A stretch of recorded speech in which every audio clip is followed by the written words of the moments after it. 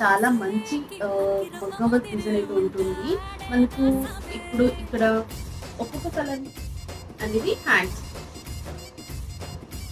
So ఇది ఇక్కడ మనకు ముందు గల్ల ఉంటుంది కదా, దానికి కూడా వర్క్ అయితే వచ్చింది.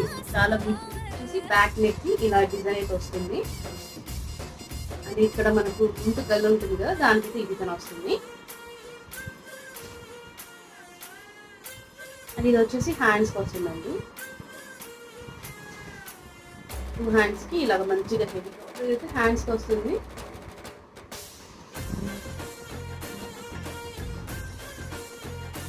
ఇది మనకు బ్యాక్ నెక్ అయితే వస్తుంది కదా.